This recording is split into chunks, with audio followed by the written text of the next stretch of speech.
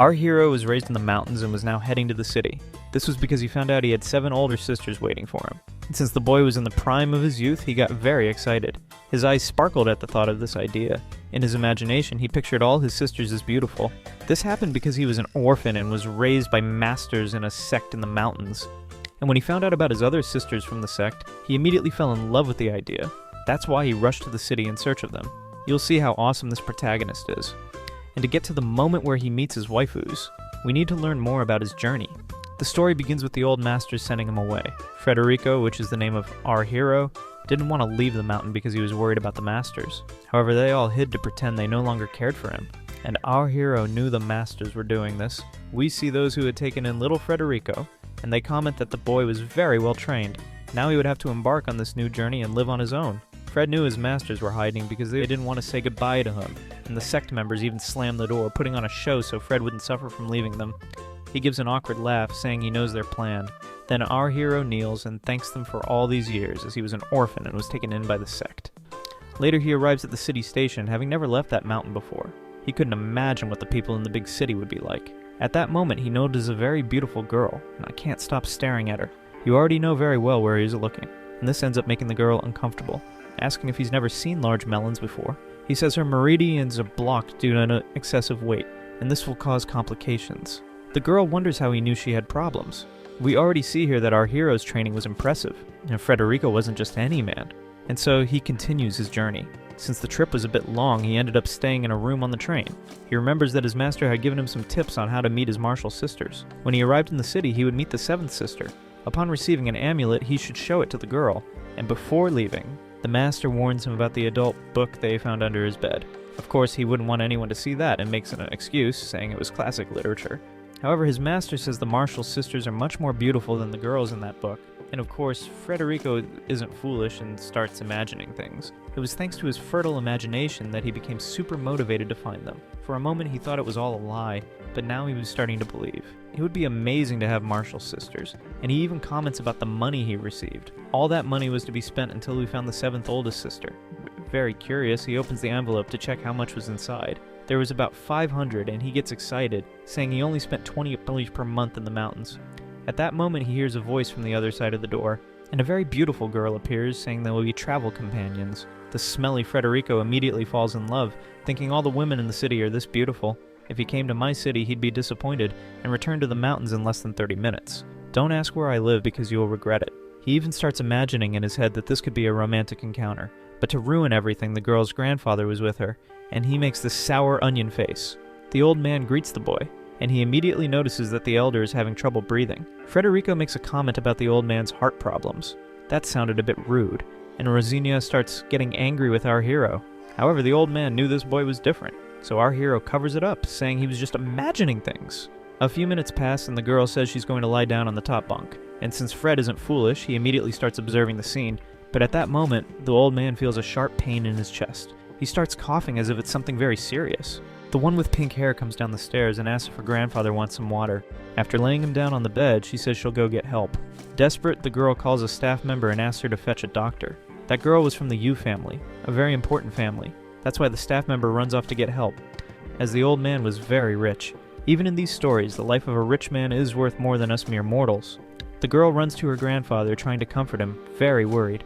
Our hero, having ancient training, knew what needed to be done. However, he was warned by his masters not to get too involved with the women in the city. The old man continues coughing heavily. However, Frederico also learned that he should help people. Catching her attention, he said he could help her. But at that moment, an arrogant doctor enters the room. Rosinia becomes very hopeful, expecting treatment for her grandfather. This useless doctor asks about the patient's condition. Since the girl isn't a doctor or anything, she says she doesn't know much, but her grandfather fainted. In reality, this guy should be checking the patient's condition, not asking others what's wrong with the old man. After looking around, the doctor says he can't make a diagnosis just with words. The girl gets worried and starts asking what needs to be done to save her grandfather's life. The girl asks how she's supposed to get a test, when he just got sick less than 3 minutes ago. But this slimy doctor keeps saying nothing can be done without a detailed analysis. He even says that he's the director of the district hospital to show that he has credibility. At that moment, the old man starts coughing even more, and his face turns purple. Fred knows the old man's symptoms are worsening and that he won't last long. and the girl insists that the doctor save her grandfather. So this jerk of a doctor leaves, saying he can't do anything. When he steps outside, the staff member explains who the old man is. She says that's Mr. Yu. This leaves the four-eyed doctor completely shocked. He asks if the woman is sure, and she says yes, and that they are very rich. So the shameless guy goes back inside the room, saying he'll make a good impression. What he really wanted was to pretend he'd save the old man and says he'll perform first aid. He climbs under the bed and starts doing chest compressions. Since our hero is skilled in Chinese medicine, he knew that would make things worse. So he asks the doctor not to do that, otherwise the old man would lose his life. The blockhead asks who this boy is to challenge his methods. He even asks which hospital the boy works at, trying to humiliate him. Very humbly, Fred says he's just a student of Chinese medicine. But since this is somewhat taboo in China, and people don't take it seriously, the doctor starts mocking him. Trying to belittle the boy, he says that he has over 10 years of experience as a doctor. However, Fred says if he continues with those chest compressions, the old man will die. At that moment, the doctor realizes the boy is right, but he can't just stand there doing nothing, as he wants to make a good impression on the Yu family. So he goes to the pink-haired girl and tells her not to worry, as he'll save her grandfather. What he really wanted was to pretend he was doing something so that, in the end, the Yu family would owe him. When he mentions saving Mr. Yu, the girl wonders how the doctor knew her surname. And since she isn't foolish, she starts connecting the dots and imagines the staff member told the doctor that boy didn't know who they were, and yet he still wanted to help. She also remembers that about 15 minutes ago he had said her grandfather had heart problems. That's why she goes to the doctor and tells him to wait. Then she turns to our protagonist to ask for his help. The girl asks if what he said earlier about her grandfather's illness was true. Frederico is startled and says he could help with traditional Chinese medicine, and now he's the one mocking the doctor, saying traditional methods are better than modern medicine. And for those who watch Karate Kid, you know very well that Chinese medicine is powerful. With tears in her eyes, she asks if the boy could save her grandfather. He tells her not to worry, as it's just a heart function issue, and he can save him. Full of hope, she asks if he can do it. However, the doctor doesn't want to lose credit and starts saying Chinese medicine is dangerous. She calls out this shameless guy, saying he's being arrogant, but after the staff member explained who they were, the doctor came running back with his tail between his legs. The girl turns back to our hero, and since she's very beautiful, there's no way our protagonist could refuse her request to save the old man. If a girl like this asked you for something, I'm sure you'd do anything. The boy wanted to help and was just waiting for her to ask. He found out she was someone important and probably very rich, but he wasn't interested in that. The only thing he wanted was to help a beautiful girl. Cracking his knuckles, he says he'll do his best. So that worm keeps annoying everyone, saying Chinese medicine doesn't work, but neither Frederico nor the pink-haired girl paid him any attention. That way he takes out the needles he used in the mountains from his backpack. He explains that these needles will help, and that he practiced on some wild boars. Of course, this seemed a bit scary, and the doctor starts losing faith. What he really wanted was for the boy to fail so he could step in and help. After tearing the old man's shirt, he prepares to place the needles. After finding the pressure points, he starts placing them in the correct spots, and within moments he places all the needles and finally finishes with the last one. This generates a very bright light, and soon after the old man wakes up coughing. That cough causes some red liquid to come out.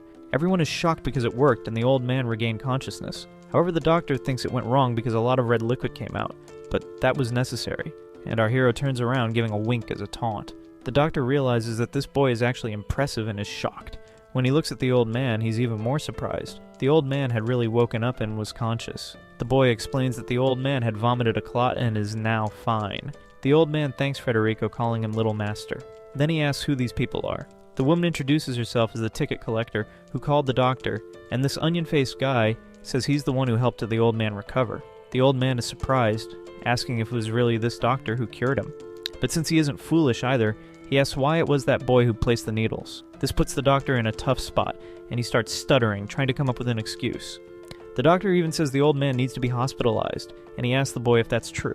This makes the shameless guy angry because the old man was trusting the boy without information more than him, a hospital director. Frederico says the old man doesn't need to be hospitalized, and he ends up telling the doctor that he appreciates the invitation but won't go to the hospital. The ticket collector tells the four-eyed guy to leave, and he gets all worked up, throwing a tantrum since this was the opportunity of a lifetime to become a millionaire. Fred tells the old man he'll place one more needle to finish the treatment, and the old man says it's okay. However, our hero is so fast that the old man didn't even feel it, and the old man asks if it's already done. This leaves the old man very impressed, and he even starts wondering where this boy came from. He turns to his granddaughter and asks her to give the boy a card and invite him to dinner. In a cute way, she thanks her little brother by handing him a card. He even thinks she might be one of his martial sisters, but if she were, he would have recognized her. So Fred thanks them for the dinner invitation, as food's never too much. The girl starts laughing because his accent is a bit different since he lived in the mountains. To ruin the moment of relaxation, that doctor arrives saying he's going to call the police. He says it's a crime to practice medicine without a license. Confidently, our hero says the police will arrest the doctor because he's a criminal, and they start insulting each other, and the doctor calls the police. Coincidentally, at that moment, the train starts braking. The loudspeaker tells passengers not to worry, as it's a temporary stop. A police officer appears saying it's a routine inspection. That shameless doctor says this punk was practicing medicine without a license. When looking at this doctor, one of the officers recognizes him. The authority says justice is being served for non-bailable crimes, and they immediately handcuff him. They were doing this because the hospital he had directed was selling illegal drugs, and that way he's taken away, and our protagonist says he was lucky to guess the doctor was a criminal. The pink-haired girl asks how Federico did that, figuring out the doctor would be arrested. He says you just guessed. Of course, the boy wouldn't say he was trained by masters with special abilities, and that's why he could sense people's energy. So the girl becomes very interested in getting to know our hero better, and asks if he could give her some future advice. The old man realizes the boy is mysterious, but polite and humble. Fred's heart starts beating faster because the girl is beautiful and smells nice. He even thanks the masters, saying the girls in the city are much better than the ones in the books. Fred tells her to stay away from people dressed in green. But the girl isn't satisfied with that, and keeps asking him for more advice. If I were him, I'd already advise her to give me a kiss. But the boy just says he can't give any more tips. And only now do we discover Rosina's name. She's called Alice, and the old man tells her not to bother the young master. The old man asks if he needs to take medicine, and our hero says he'll write him a prescription. This leaves the old man even more shocked, as our protagonist had an answer for everything. So he starts rummaging through his backpack to get something. He pulls out a feather pen, and this leaves Alice shocked because someone still uses brushes in the 21st century. The brushes weren't enough, and he also pulls out 2 ancient Egyptian papyri to write the medicine prescription. After writing, he says he keeps the tradition of using a brush, because that's how he learned. And he even says if everyone used pens or pencils, traditions would be lost. Seeing that he's a unique boy, her little heart starts beating faster. Soon after, he hands the prescription to the old man, telling him to take the medicine for 3 months. And he even says this illness is hereditary, leaving the old man even more surprised. To avoid explaining that he had martial training, he says he just deduced it based on the type of illness. Imagine him having to explain that at the top of the mountain there's a martial arts sect with superpowers. Of course, he didn't want to go through all that trouble. The old man asks if there's really someone with such knowledge. All these years he's had chest pains like his father and a grandfather, and that's why he strongly believes in this young master's words. So he thanks him, saying his family will be in debt to him. But Fred tells the old man not to worry and wishes him a speedy recovery. Soon after, he asks the girl to retrieve the card she had given to Fred. That way, with flushed cheeks, she asks him to return the card. This leaves our protagonist a bit confused, but without complaining, he ends up returning it. She goes to her grandfather and hands him the card. Then the old man says that card had his contact, but the boy should have his granddaughter's contact. You already know what's happening, right? The old man is playing Cupid.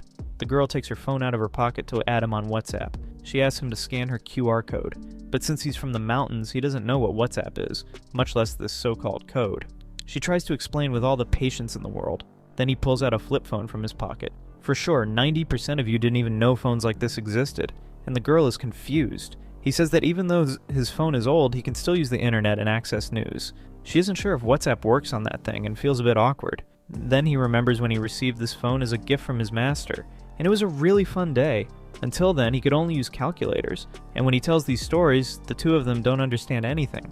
The old man tells Alice not to confuse the boy, and just exchange phone numbers. That way they save each other's contacts. She feels a little embarrassed and says she now has his number saved on her phone, and the girl even says she'll invite him to dinner when they arrive in the city. She wants him to try the fried chicken from her favorite restaurant.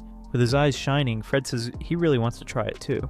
The old man is already excited, seeing his granddaughter flirting with a boy with superpowers. He even mentions that the Wang family has their eyes on his daughter for marriage to strengthen the clans. But the old man doesn't really want his granddaughter to marry into that family. When he looks at the old man, Fred notices he's worried. The boy asks the old man what's troubling him so much. But the old man says it's just a silly matter and that it was great to meet the young man today. Federico is very good with words and says the old man looks healthy and radiant, and this already makes the old man very happy. Soon after, he thanks the little young master, and before leaving he warns Alice to be careful with people wearing green clothes, as a disaster could happen. She isn't really believing it, and asks if he's sure about this prediction.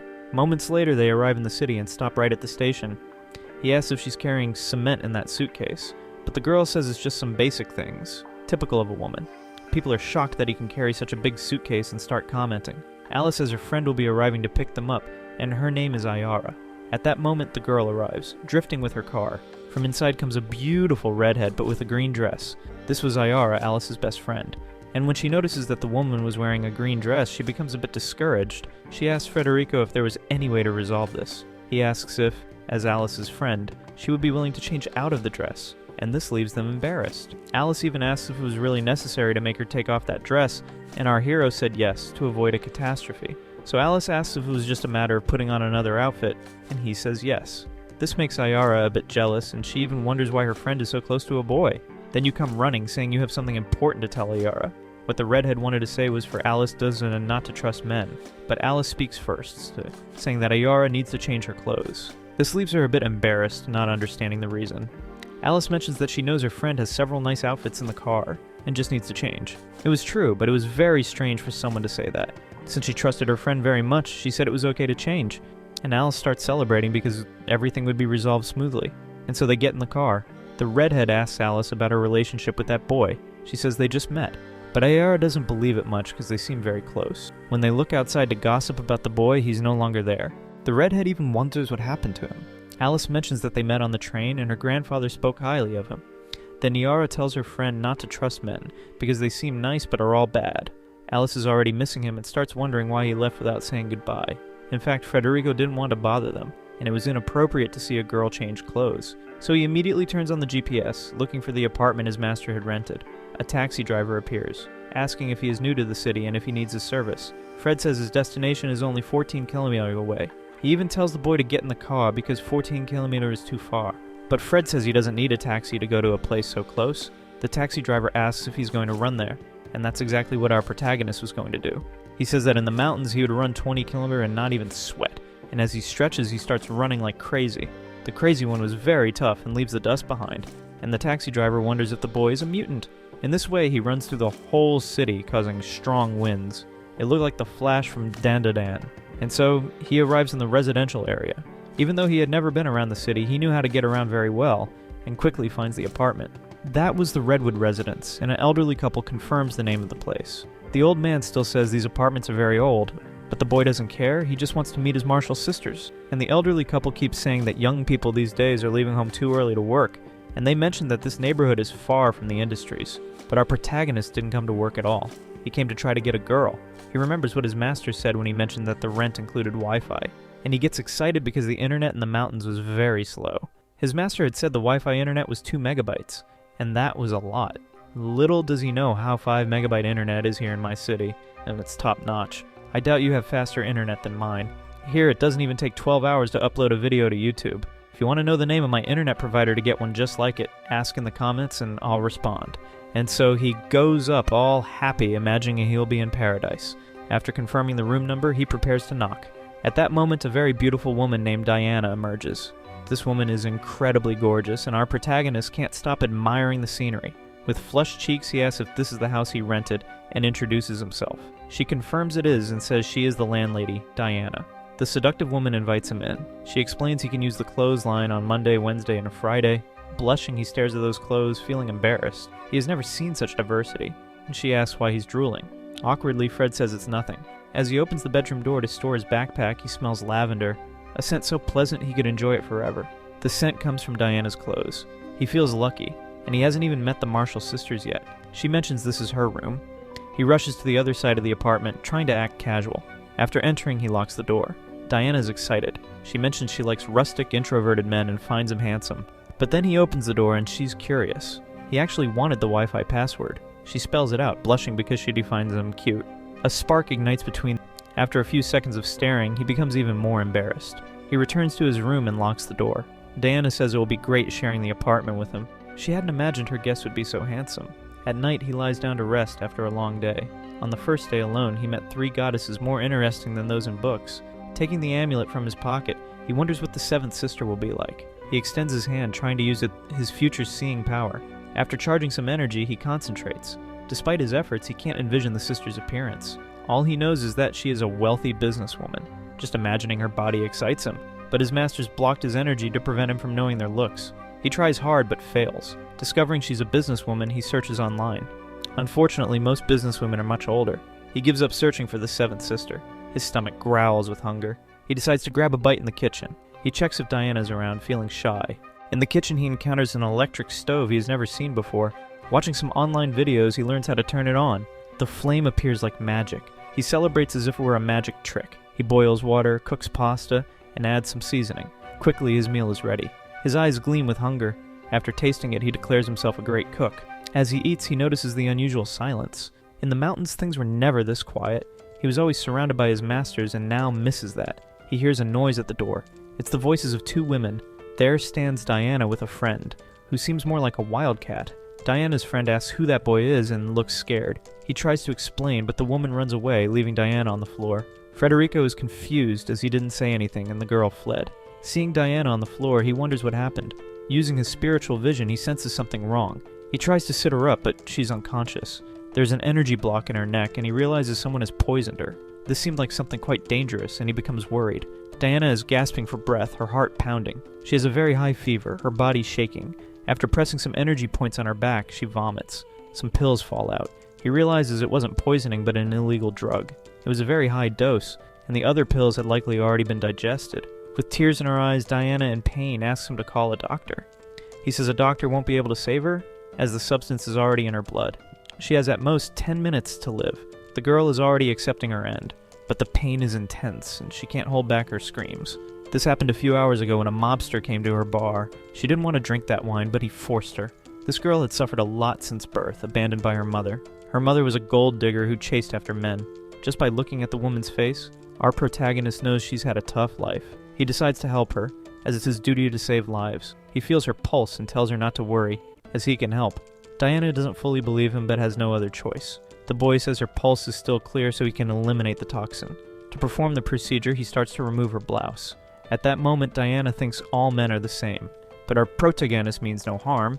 He just needs to see the energy points to place the needles. Since the toxin's advanced, needles alone won't suffice, so he grabs a scalpel. He tells her to hold on as he'll perform a small surgery. After a few seconds, he managed to eliminate the toxin and close the incision with stitches. He tells her she needs to rest it to regain her strength. With the toxin removed, she stops feeling pain. Like a true gentleman, he carries her in his arms, saying he performed a small surgery on her. The girl is smitten, thinking he is truly a man of dignity and respect. He carries her to the sofa to lie down. As he lays her down, he tells her to stay calm while he fixes some things. Her cheeks flush with relief, feeling safe now. Suddenly, someone starts banging on the door angrily.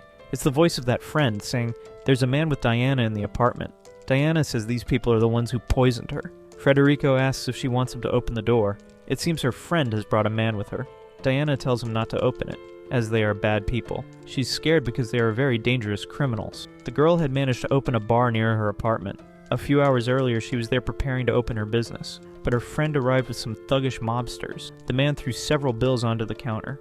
Diana was already worried as these guys had a terrible reputation. He ordered the strongest drinks she had, and what they wanted from Diana I can't tell you.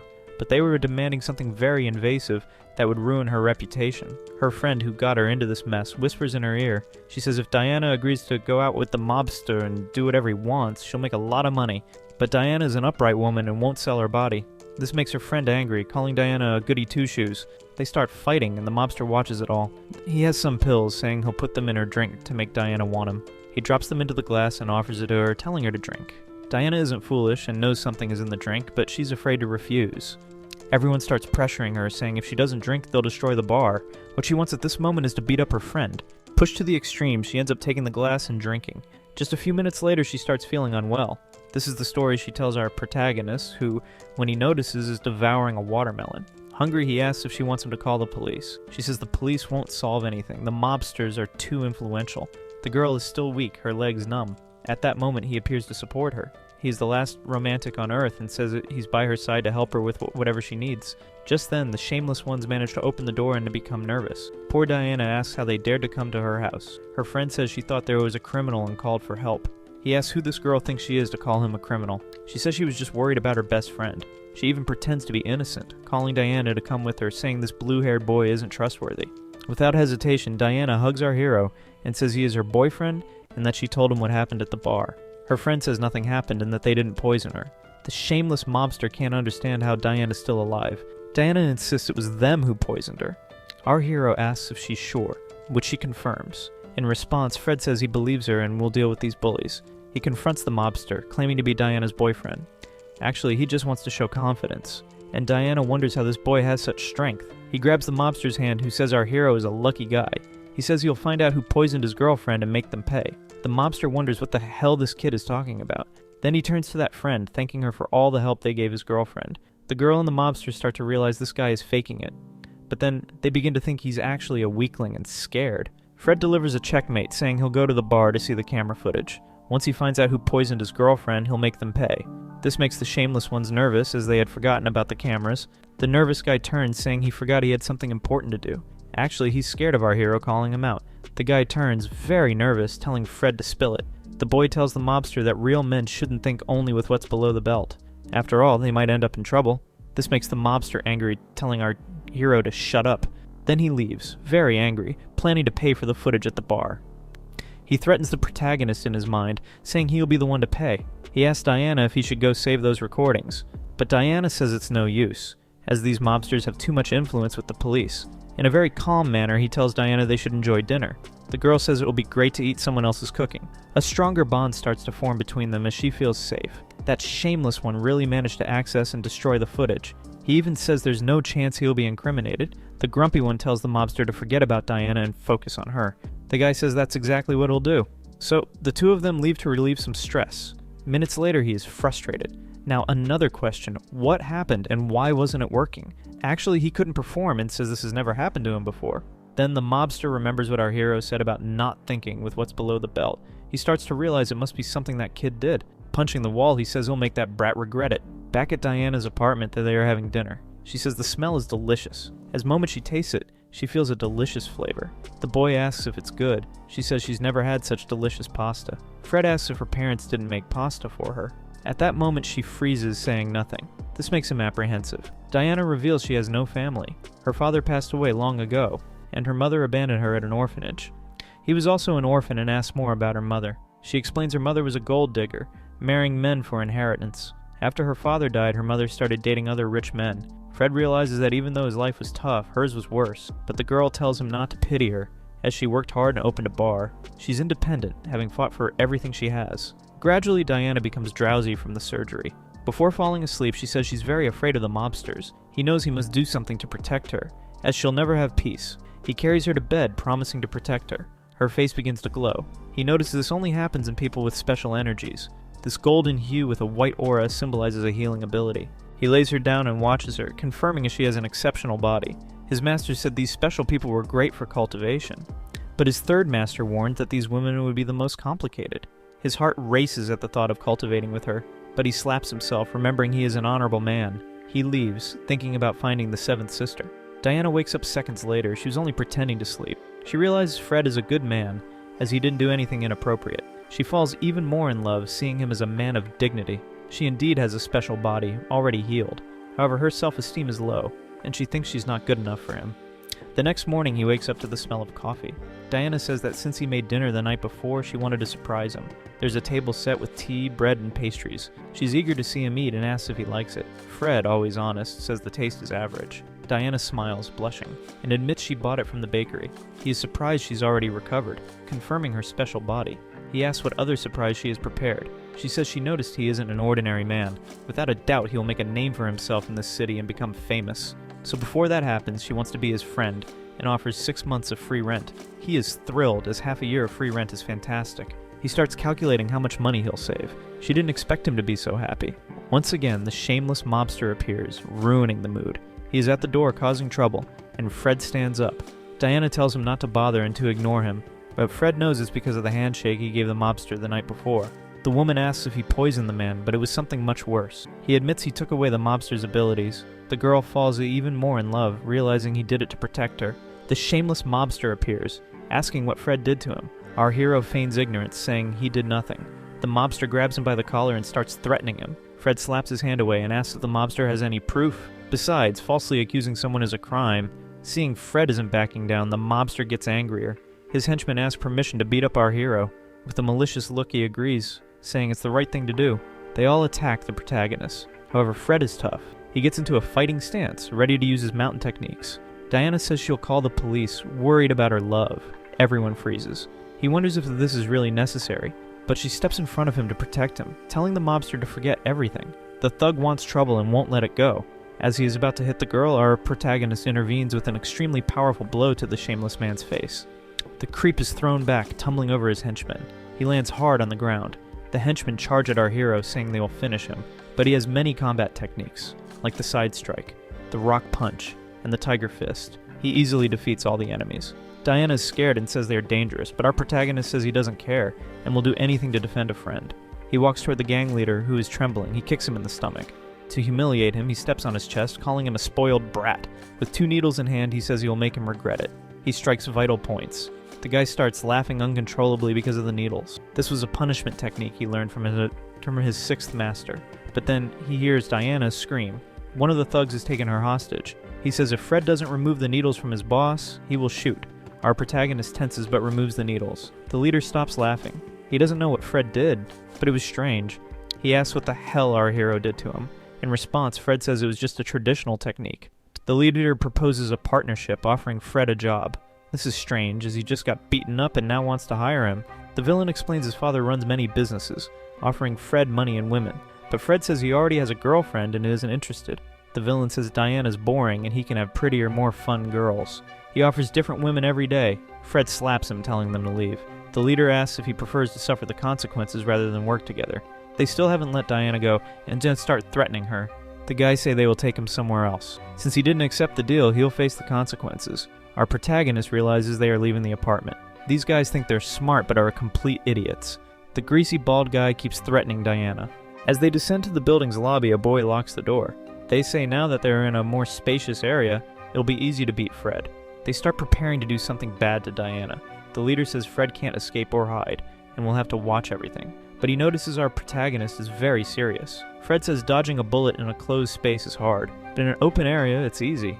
He runs like a flash of light at a high speed. His movements are so fast the bald guy can't even see him. When he finally spots the protagonist, he threatens to shoot. But his reflexes are slow, and Fred pushes his hand up, saving the girl. With fists clenched, he prepares to punch. The blow is so powerful it knocks the bald guy to the ground. It happens so fast he can't react. Diana shouts for Frederico to be careful as they are coming from behind. In a confident pose, he tells the girl not to worry. He's used to fighting tigers and lions. Holding these weaklings, he says defeating them is nothing. Finally, he lands a precise blow to their chins, sending them flying. The remaining henchman is terrified. The leader prepares to flee, as he's only brave with backup. Trying to open the door, he realizes it's locked.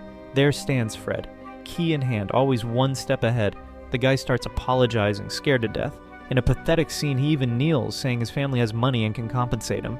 To make it worse, he begs for forgiveness. Like any ordinary person, our protagonist is tempted to extort money from the villain, but won't do it because he learned to be honest. This scene is interrupted by someone knocking at the door. He kicks the shameless guy out of the way. Opening the door, he sees powerful people. A man in an elegant suit with several bodyguards asks if he is Frederico from the mountains. Stammering a bit, curious, he confirms it's him. After removing his gloves, the man introduces himself, thanking him for saving his father on the train. Our protagonist doesn't recognize him, making the man a bit awkward. The mafia villain in the back is confused about why the young heir of the Yu family is talking to Fred. The shameless mobster tries to interrupt the conversation, but is quickly shut down. He knows he's facing the second heir of the Yu family. The rich man asks if our heir hero is busy. He even offers to deal with the unpleasant mobster. The villain thinks he's doomed. Our hero remembers this young man, is from Grandpa Yu's family. He extends his hand to greet him and asks if the elder is better. They greet each other. The young man compliments our hero, saying his father is doing well. The mobster, still trembling, realizes our hero is brave, having even saved Mr. Yu. Security guards call the second young master. They present our hero with a briefcase full of money as a token of gratitude. There is also an extremely expensive phone, which piques Diana's curiosity. She realizes Fred is important, but she doesn't understand why he was so happy about getting 6 months of free rent. She thinks he did it to please her, and that he's actually rich. She starts to believe he's in love with her. This makes the girl a bit shy. However, our hero can't accept such an expensive gift. He remembers his training with one of his mentors, who taught him not to accept easy money or touch a woman without her consent. Easy money is something everyone wants. His mentor starts hitting him to make him understand he shouldn't give in to temptation. He complains that she's being aggressive. The poor mentor asks if she went too hard, but it's all for his own good, and he shouldn't give in under any circumstances. He learned his lesson, and back in the present, he refuses the money. The second son knew the young man would refuse the gift, as his niece Alice had warned him. We go back a few hours to the Yu family mansion. Alice says the boy has no interest in their family. Her uncle suggests it's because the boy might not know who they are. He wants to return the favor and give the boy a gift. Alice wants her uncle to also give the boy a gift from her. A bit embarrassed, she hands him a small box, saying if he won't accept the money, maybe he'll accept her gift. Back in the present, the man says he won't force the boy to accept. He asks the security guards to take the briefcase away. The mobster is incredulous that the young man refused such a large amount of money. After clapping his hands, another guard brings Alice's gift. Our hero says he doesn't need any gifts, but the man says it's a gift from Alice. Our shameless hero blushes at the thought of that girl. Diana's radar goes off because she heard a woman's name. It's a small box, and our hero wonders what's inside. He says if it's not too expensive, he can keep it. When he opens it, he gasps in surprise. Everyone is curious, as he wasn't even surprised by the money. The gift is a coupon for 3 free burgers. There's also another item in the box. It's a note with a phone. Alice handwrote the note saying the phone is old but has internet, and if he doesn't want it, he can throw it away. Alice's uncle doesn't understand why the boy would accept an old phone when he refused a new one earlier. With a smile, Federico says he'll accept these 2 gifts. The second son is confused. Our hero gives a thumbs up and asks to thank Alice, saying he liked the gifts. The man is bewildered and thinks our hero values friendships over material goods. Turning to the mobster, he realizes our hero is dealing with bandits. He asks Mr. Fred if he wants him to deal with this trash. Our hero looks at the idiot and sees him trembling with fear. The guy starts thinking he's doomed. His henchmen pretend to be dead to avoid consequences. Angrily, the guy kneels, begging for forgiveness. It's very embarrassing and everyone is speechless. Our hero says he doesn't need this man's help. After thanking them, they say it was great meeting him. As he leaves, the young man realizes Federico isn't just an ordinary doctor. This guy has various martial skills, defeating the mobsters alone. While drying his hand, he mentions his father said this guy was incredible. He needs to recruit Fred before his older brother, Alice's father, does. There's probably a family feud going on. The mobsters kneel before Fred, thanking him for everything. Diana is captivated by our hero, finding it unbelievable. Our protagonist asks if the man who just left is really that powerful. The mobster says he's only the second son of the Yu family. In the underworld, he's known as the Elegant Demon. He does all the family's dirty work, and if handed over to him, the mobster wouldn't be alive. Our hero is surprised by his power. Now that he saved the mobsters' lives, Federico has a request. The mobster says he'll grant any wish our hero has. The first request is to leave Diana and her bar alone. The guy swears not to interfere with the girl's life or let anything bad happen to her. Secondly, our protagonist wants information about famous women in the city. The guy is surprised, because Fred said it in front of his girlfriend. Fred wants to meet famous young women between 21 and 25, and they must be beautiful. Nervously, the guys say they'll carry out this mission. Federico tells them to leave. The guys sneak out, grateful for another day of life. Once outside, they start sweating, realizing they almost got beaten up. One of the henchmen helps the boss up and asks if they'll really obey. The guy gets angry, saying even the second son of the Yu family treats Fred with humility and respect. He says this kid will become powerful and they'll reap the benefits. His family will no longer be just fish market bosses, but will rule the entire district. The scene shifts back to Fred, who's cleaning up the mess. Diana's worried because our hero doesn't seem interested in older women and she's already 26. Meanwhile, he's thinking about finding the seventh sister. He has information from the Grand Master that the seventh sister is only slightly older. She should be around 25, as he is 20. Diana thinks he's out of her league, being influential and powerful. She wishes he were her boyfriend, but feels it's a distant dream. If she could date him, she wouldn't have to fear others anymore. She doesn't want to remain a helpless victim. Later, he comes out of the shower and tells Diana it's her turn. The girl is excited and says she's going. He wonders if the mobster got any information. There's a text message from the guy, and our hero struggles with the phone. When Diana closes the door, he gets a bit tense. He hasn't fully realized he's living with a girl. His cheeks flush, and he starts thinking other thoughts. But he's an upright man and can't lead a debauched life. 10 minutes pass, and he hears Diana calling his name. He wonders if he should respond, knowing she's trying to seduce him. She shouts from inside, telling him to open the door. He can't stop thinking about her, as she's very beautiful. With trembling hands, he says he'll check what's happening. Opening the door, there she stands. The girl holds a bottle, her cheeks flushed. This leaves him deeply smitten, and he even gasps. She asks if she's too old for him. He says no, and besides, she's very pretty. Diana had a few drinks and was worried about what our hero said earlier, mentioning she'll be 26 next year. He didn't realize that this hurt her, and this explains there's a reason he's looking for these girls. At that moment, she starts feeling dizzy. The bottle falls to the floor. Like a true hero, he catches her to keep her from falling, facing each other. The scene is incredibly romantic, leaving Diana blushing. She asks if he really thinks she's pretty. He says she's beautiful and apologizes if his comment hurt her. He keeps saying he should act respectfully and not be smitten, but she smells so good. Then the girl asks if he could be her boyfriend. At that moment, she drops the towel, creating an awkward scene for Fred. His face turns red and he gasps. Quickly, he rushes to grab the towel. The girl holds his hands. She says he can relax because she did it on purpose. He knows she drank wine and says he can't do anything, but Diana takes a deep breath and says she's fully conscious. The boy is very tempted to continue, but his training prevents him. He's in the prime of his youth, making it hard to control his instincts. He remembers a training session with his master where he found an injured piglet. The master asked if Fred wanted to save it. The boy says yes and will use his medical skills. The master encourages him to proceed. Fred responds that he must always act with compassion, and as that's a doctor's duty.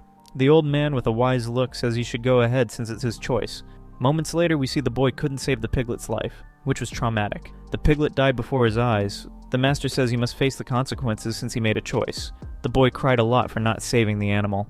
His master pats his head, saying he did the right thing and tried his best. He also said that in the future he'll face many tough choices but must confront the consequences. The boy remembered these lessons. When about to do something he might regret, he meditates on them. He steps back because Diana had some wine, and it wouldn't be right to continue. He holds the towel, while Diana waits for his next move. He dresses her again, leaving her surprised. He says he must always respect women and won't do something he'd regret. Besides, she was very kind to him, giving him 6 months of free rent. This surprises her, as she didn't expect him to be so pure-hearted. Her eyes fill with tears. She hugs our hero, crying loudly. Her cry is so loud it can be heard outside the apartment. As she sleeps, our hero stays by her side, feeling their friendship has grown stronger. His phone rings and he's surprised by the notification. It's a late-night call from Alice. He answers while closing Diana's bedroom door. Fred doesn't know how she got his number, but is glad she did. Alice asks why he didn't message her, as she was anxiously waiting. He says modern phones confuse him, and he doesn't know how to use them. She laughs, saying that he'll learn soon, and sets up lunch with him. Talking about food gets him excited, and he agrees. The girl, smitten, lies in bed and says she'll pick him up at the right time tomorrow, and so he hangs up the phone. The girl starts thinking about her grandfather's plans to bring her second uncle closer to the boy. She even thinks her grandfather, now healthy, wants to regain family power from her father. The Yu family is very complicated, and the girl wonders what's really happening. Late at night, our hero is on his phone. The mobster had obtained several photos of beautiful women. He comments that he didn't expect the guy to get so many contacts. However, none of them seem to be the 7th Marshal sister. He then wonders why Alice wants to get closer to him. Though he grew up in the mountains, he's not naive, and knows people are interested in his skills. He thinks his life has become complicated since leaving the mountains. He sees a photo of an attractive blue-haired woman, but when he swipes he's surprised by another photo. She seems to be the 7th Marshal's sister. We see her entering a luxury car, resembling the vision he had. Plus, she wears a pendant that matches the amulet from his master's. He celebrates having found the 7th sister. However, he couldn't see her face clearly, making it difficult. He calls the mobster to ask where the photo was taken. The mobster's playing a game in a bar. He says he'll check the photo to see who the red-haired woman is. One of his companions asks what he's doing. While he yells at the woman, our hero is bored on the other end. He checks all the photos and says he doesn't know where that photo was taken. Fred asks if he's lying. The guy, embarrassed, says it's not a lie. He genuinely doesn't know. Before hanging up, he says he'll find out more about the woman. Now that he knows more about the 7th sister, he's anxious. He tosses the phone on the bed, feeling like he's back to square one. He lies down, eager to find the 7th sister. He remembers he has a date with Alice tomorrow, and she might recognize the place in the photo. With her influence, she can help find the 7th sister. The next day, he wakes up and prepares breakfast. Alice wakes up to a delicious smell. She gets up to check and sees our hero cooking. He says he made a nutritious broth to aid her recovery. Diana mentions he's a great cook and whoever marries him will be lucky. He says he's not a good cook and only knows the basics. Someone honks outside and Diana gets curious. Our hero looks out the window and sees it's Alice. She's in a luxury car, which startles him as it's quite early. Diana asks who it is and he hesitates to answer. Downstairs, Alice shouts for our hero, saying they have a date. He quickly gulps down the soup, not wanting to make Diana jealous. He rushes out, telling Diana he'll be back soon. Poor Diana feels sad for not getting to spend time with him. Looking at the soup, she says they are not from the same world. Downstairs, Alice says she'll give him a city tour before lunch. She says the city is huge, and he'll enjoy seeing some places. They speed off through the city. So this is normal for her, but for Fred, who grew up in the mountains, it's exhilarating. She says he lives too far away. He responds that his masters chose the location and it is comfortable. She offers him to stay with her, as her house is big and she won't charge rent. He declines, feeling it could be another problem. He doesn't like the feeling, as she's intelligent and seems to have a plan for him. He even says free things are often the most expensive, and he doesn't trust her proposal much. However, she seems pure-hearted and just wants to enjoy the day and have fun with him. They speed off. They stop at a shopping mall. She elegantly exits the car and hands the keys to the valet.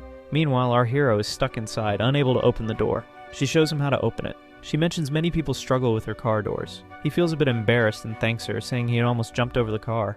She says the day will be fun, and she'll buy him new clothes. She grabs his arm and drags him along. She asks what brands he likes, leaving him clueless. He doesn't know any brands. To him, clothes are all the same. Fred doesn't care much for clothes and tries to tell her, but she insists he try some on. Looking at our hero's face, she wonders what style suits him best. She grabs his hand and drags him again, determined to find him a nice outfit.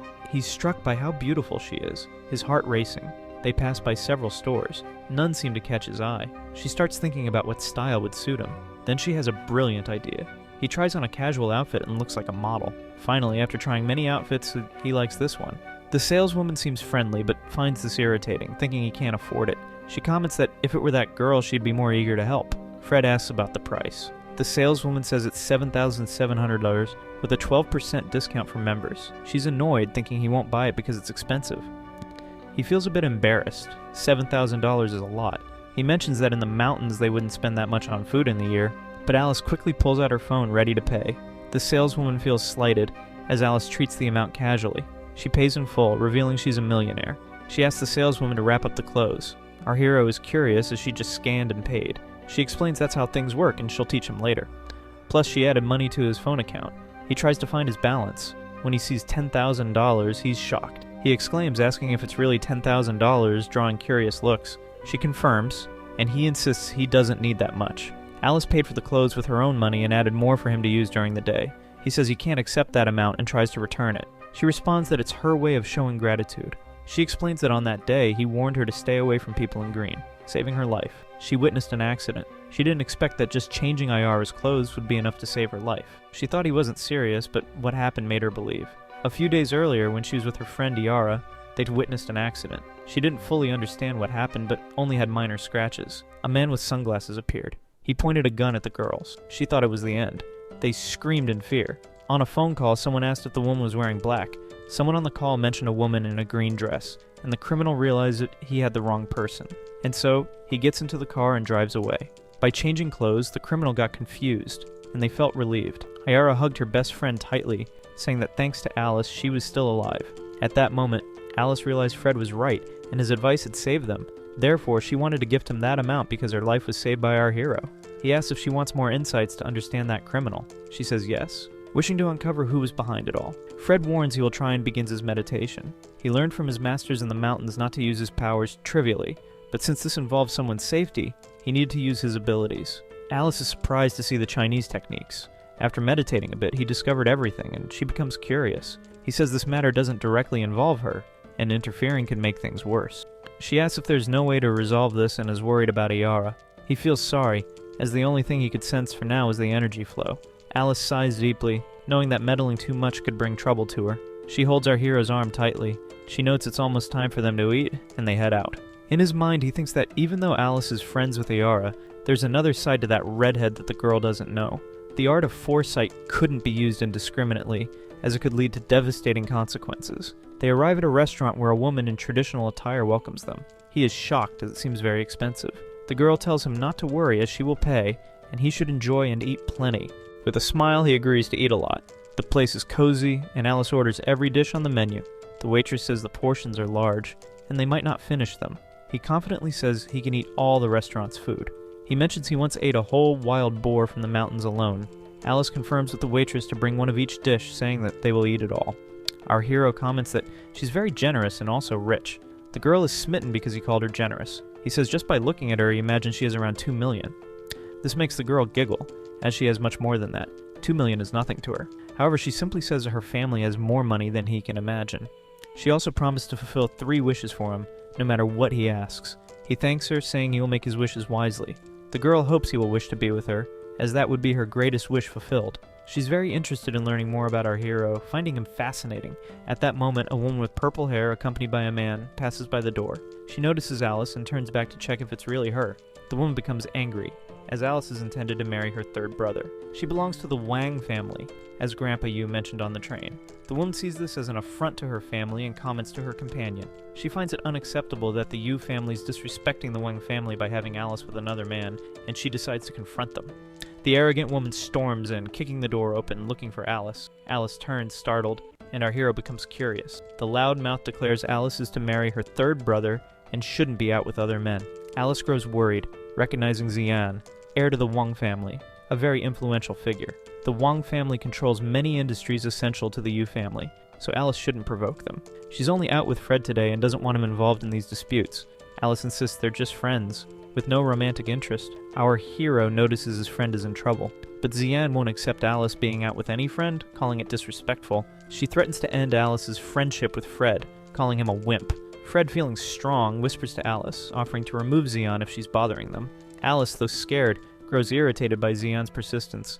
Xian becomes angrier when Alice refuses to dismiss her friend.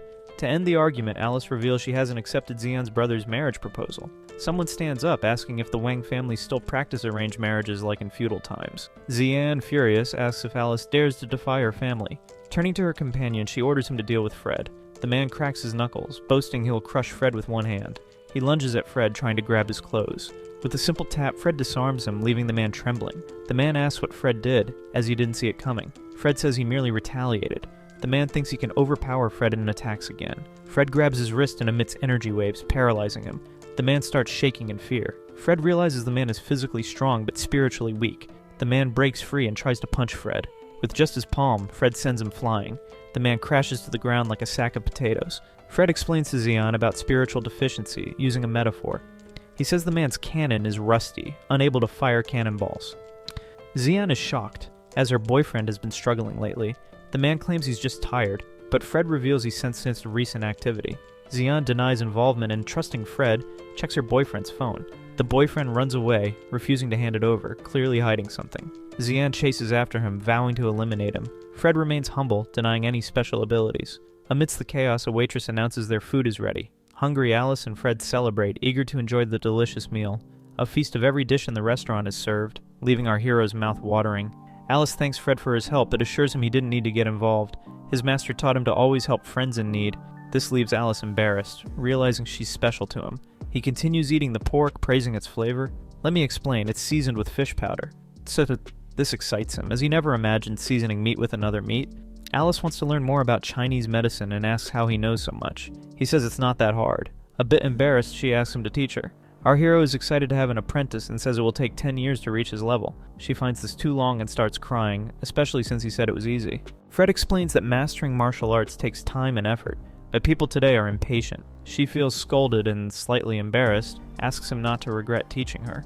He actually wants to ask a favor, having earned 3 wishes from her. She hopes it's something intimate and is excited to help, but what he really wants is to know where the photo is taken. Alice examines the photo and recognizes the HL company's main building. Fred asks if she knows the location, and she confirms, as every woman knows that building. He asks if she knows the woman in the photo. Of course she does, and asks why he's looking for her. Our protagonist explains she's his 7th older sister. This shocks Alice, as the famous CEO of HSL is his older sister. He scratches his head, asking if this woman's important. He then asks Alice to take him to her. Alice has never contacted this woman, but her family has business with the company. They head to the famous building. On the way, our hero asks about his sister. Alice asks if he shouldn't know more about her being his sister, but our hero explains she left the mountain when he was very young, so he doesn't know her well. Alice reflects on the extraordinary mountain where Fred grew up. She starts telling him about this woman named Zhang, who made a name for herself in the city 2 years ago. As soon as she joined the company, she revolutionized the products and quickly rose to CEO. Alice shares this enthusiastically, as the company is one of the city's top 20. He'll be impressed, as his 7th sister is truly remarkable. Alice adds that the most surprising part is that Jiang is only 23. At 21, Alice says Jiang is her biggest idol. She dreams of being like her in a few years, powerful and intelligent. Our hero believes Alice can achieve this, as she's also very smart. Alice blushes slightly, saying she's lucky to be born into the Yu family. As they approach the building, she appreciates that our hero doesn't pry for family information. They arrive at the HSL company headquarters. He eagerly heads to the door, saying he'll go in and talk to his sister. He's captivated by the grand building and proud of his sister, but Alice asks him to wait, as unauthorized persons can't enter. Security asks for his ID. He looks at another man's ID and tells security he doesn't have that card. Security says he can't enter, as it's not visiting hours. Fred says he's Jiang's younger brother and wants to speak with her. When they hear the CEO's name, they find it strange. They start laughing, saying many people show up claiming the same thing. He thumps his chest, asking if the guards don't believe him. The guards mock him and tell him to leave, as he's causing a disturbance. One of the security leaders decides to inform Mr. Zhang. The man answers and asks the mustached man what's happening at the entrance. We see this Mr. Zhang is important and learns a boy is looking for Zhang. The stern man orders the security leader to get rid of the boy. He also says to always eliminate anyone seeking the CEO. The mustache man hangs up, saying he'll handle it now. He's been pulling strings for Jiang, who is the deputy director, aiming for benefits. We learn this man is in love with Jiang and won't let anyone near her. He even has a photo of her kissing it, saying she belongs to him. He returns to our hero and says he'll wait outside for his sister. A guard says he can't wait at the building's door.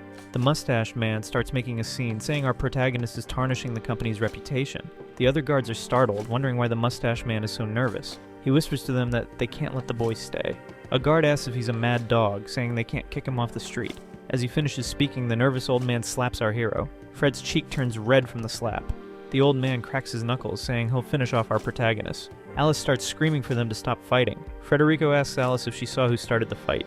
In a chilling way, he says they awakened the monster. Feeling his fury rising, she senses he's not joking around. With impressive speed, he appears before the mustache man, grabbing his clothes. He says he's full of accumulated rage, and even as a doctor, he's powerful. The man starts trembling and shouts for the other guards to finish off the boy. Seeing the chaotic fight, the guards start to fear. The mustache man orders them to restrain Fred, but he is thrown to the ground with great force. He prepares another attack, saying they started the trouble. Fred hits the shameless man. His assistants rush to stop our hero, but we all know Fred is very brave. This leaves Alice a bit scared. He seems like a wild monster that not even dozens of guards can stop. After a few moments, he defeats all the guards. Fred even asks them to get up and continue the fight, but they say their salary is too low to endure this and pretend to be unconscious. At that moment, a car arrives. It's Chenche, and she asks what happened. The mustache man explains a boy beat them up and tells her to call the police. She tries to understand and can't believe one man did this. In a gloomy way, he asks if she also works at the company. I confess, it seems our protagonist might have become a villain. He's very agitated. The assistant screamed in fear. She says this young man is terrifying and I will call the police. But another woman exits the car. It's Miss Jiang, and her assistant says one boy defeated all the other guards. We see this woman is very beautiful, and it was worth waiting to meet the first sister. The woman asks if this boy really caused all the commotion. The assistant confirms, saying the blue-haired boy did it. At that moment, Alice is thrilled, as she saw her biggest idol. Our hero approaches and asks if she is his seventh sister. The woman looks him up and down, assessing the situation. The atmosphere is tense, and she doesn't respond. Her assistant wonders what's happening. Jiang asks if he has proof she's his older sister. The assistant is confused. Frederico reaches into his pocket for his amulet. He realizes it's gone and is shocked. He sees his pocket is torn and likely lost it in the chaos. The redhead says she'll call the police if he can't prove he's her younger brother. He feels doomed, as his older sister thinks he's a delinquent. Alice says the amulet is in the car and throws it to him. He catches the amulet mid-air, relieved. He shows it to his seventh sister, confirming they're from the same sect. Seeing the amulet, she's convinced he's her little brother. The assistant whispers, asking if they should call the police. Jiang says no, she has important matters to discuss with him in her office. This leaves Assistant Chenche startled, as Jiang never takes anyone there. She wonders if he's really her boss's brother. Jiang orders Frederico to follow her. The assistant is unsure what to do with security. Jiang orders her to send them all away. They hear this and complain and not wanting to work there anymore. Alice watches from afar, finding Jiang even more impressive. She believes more in the mountain sect Fred came from. She even imagines a fanfic where Jiang takes care of her younger brother. The security chief informs Jiang he's been fired and needs help for revenge. Jiang, on the other line, starts shouting, getting nervous. He discovers Jiang is taking another man to her private office. This drives him mad, as he's obsessed with her. Like a child losing in a game, he throws his phone. He can't accept the love of his life being with another man in her office. Entering the office, Frederico finds it luxurious. It's more like a 5-star hotel. Jiang says they can talk safely there about anything. She assures him the entire floor belongs to her, and no one will disturb them. Our hero is captivated, feeling like he's in a garden. His older sister offers him coffee, asking if he wants sugar. Never having tried coffee, he says no sugar. Jiang is curious about his reaction to the drink. He receives the cup and thanks her. Before drinking, he smells it and finds it pleasant, but upon tasting, he finds it bitter and regrets not adding sugar. She leans in close, asking about his mountain training. He says he trained hard with the 7 masters and is happy. This makes her glad. Suddenly, she pulls up his sleeve to check something. He blushes, asking what she's doing. She says she needs to confirm one more thing to be sure he's her little brother. She remembers him as a baby, left at the sect's door. He cried a lot and had 2 birthmarks on his right arm. Pulling up his sleeve, she sees the same birthmark. Her eyes fill with tears, overcome with emotion. She hugs her little brother, saying she missed him greatly. Jiang says she waited for him all this time, leaving Fred a bit confused. It's strange the masters hid her presence for so long. Even using his power, he couldn't find information about her. Jiang then asks if our hero really knew nothing. He doesn't understand, so she asks him to use his power on her pulse and check for himself. Fred imagines she might have a spiritual deficiency. He sits down to examine his sister's health. After some time, he asks if the masters knew about her condition. She confirms they did, but couldn't cure her extreme cold constitution. Our hero remembers his master teaching about celestial deficiencies and realizes he studied this ailment to cure his sister. She asks if he also finds it complicated to resolve. Fred explains that in traditional Chinese medicine, there are two types of ailments: celestial and terrestrial deficiencies. Both are difficult to cure, and she mentions trying various remedies without success. He admits the treatments are complex, but suggests a way to resolve it. She's curious, but he shows hesitation in proposing the cure and ends up asking if she's married. She says she isn't, as she hasn't found anyone suitable for dual cultivation. That's how they refer to it in this story, but you can imagine what dual cultivation means. Our protagonist blushes and says he knows someone with the perfect yang constitution for her dual cultivation. She's thrilled, as this could cure her ailment. To ease things a bit, Fred explains that the cultivation doesn't need to be extreme and can just be an energy exchange, if you catch my drift. This makes Jiang a bit embarrassed, and she asks if a simple kiss would suffice. He confirms and says they need to do it as soon as possible to prevent her condition from worsening. Fred tries to avert his gaze, as the topic's quite embarrassing. His sister says they need to find the person he mentioned as soon as possible. He explains she needs to perform this cultivation twice a day for 6 months to cure her ailment, and she agrees. He ends up spilling his coffee. She asks why he did that, and he says it's nothing. Just thought she might find another way to solve the problem. Since she wants to resolve it faster, they could do the intense cultivation, which might work better. Jiang says her masters told her she'd only survive until 27 due to her ailment, so she's in a hurry. Our hero knows this is true, as most people with this condition pass away young. She slams her hand on the table and says she'll organize a search for someone with young energy. She thanks him for sharing his knowledge and promises to give him what the masters asked her to keep for him once she's better. Our protagonist says that's not important now. They should focus on her health. He asks if she's ready for the cultivation, and she says she has no choice. His sister hadn't paid attention when he mentioned he already knew someone with yang energy. When he mentions it again, she's excited and offers him a great reward. However, he doesn't mention it's actually a woman and is afraid she'll refuse. But when she hears it's a woman, his sister is relieved, as she'll maintain her chastity. He's relieved she accepted it well and says she's very proper. Jiang says she's saving herself for her future husband. She won't use her body for benefits and has preserved herself. This makes Fred admire his older sisters even more. They exchange contact information, and our hero finds her status a bit strange. Still, he accepts the friend request. Before leaving, he says he'll update his sister later after sorting things out with his friend. As he's about to leave, she asks if he's not curious why the masters wanted him to meet her. He thought it was just to cure his sister, but she says there's more. He has an important mission from the sect of 7 saints. She explains he must continue the sect's martial legacy. He's confused, asking what this mission entails. She explains the sect of 7 saints is a union of 7 major martial sects in China. He's skeptical, as his mountain sect seemed like an abandoned village, more like an internet tale. Still, he won't disrespect his master's wishes and accepts the mission. She explains he must listen carefully to the instructions and touches the amulet. A portal opens, and she retrieves a letter. It's a message from one of his masters saying only he can complete this mission. He must accept a disciple within 3 months, and once he does, the 7th sister will hand over the supreme treasure of the sect of 7 saints. Our hero is nervous, as he's never had a disciple before. She says this is the first step of the mission, and if he can't find a disciple, he won't be able to establish his own sect. He receives the letter and vows to do his best. She offers him a job at her company. After what happened with her security, he could replace them but would need an interview first. He says if he joins her company, it will cause gossip, which neither wants. Before leaving, he thanks her for her kindness. She watches her little brother go, noting how cautious he is. She's glad he's matured during this time. As his older sister, she knows she can't stand idly by without helping him. She sends him a message, inviting him to dinner at a restaurant and sending 10,000.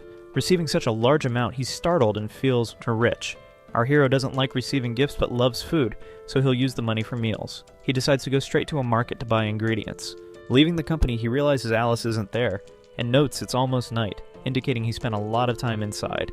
He sets his apartment address on his GPS to run home, but he hears Alice calling him. She asks why he's in such a hurry and if he didn't expect her to be waiting. He asks if she really waited for him outside. She jokes, saying yes, and that she couldn't have traveled to the future to find him. This makes him blush. She also feels a bit embarrassed, as it's clear she has feelings for him. She apologizes, saying she only waited because she was worried he'd get lost on his way home. He thanks her, calling her a true friend, and invites her to dinner. She accepts without hesitation and asks where they're eating. Excitedly, he names the restaurant from the note she gave him. This makes her a bit disappointed, as it's not a place a man would typically take a woman. Still, she's not picky and agrees to go. They speed off in the car. From above, that shameless guy is watching our hero. It seems they're following our Fred, mentioning he's with a pink-haired girl. He tells his henchmen to follow our hero and not let him escape. They plan to teach Fred a lesson for messing with the Zhang family. You know this villain's gonna get beaten up, no need for many details. It might not be now, but he's gonna get it. He can't believe our protagonist managed to enter Jiang's office. He says if this continues, the boy will even go to her house. He refuses to be left behind and starts destroying everything, saying no one will take his woman. A minute later, they arrive at the restaurant. He's excited, saying he wants to try the fried chicken. Opening the door, they're greeted by a delicious smell. We see someone following them. It's that shameless bigot with his henchmen. The guy even pulls a knife from his pocket, saying this time they won't lose to our hero. Not only will this guy get beaten, but he'll also be humiliated. These villains never stop embarrassing themselves.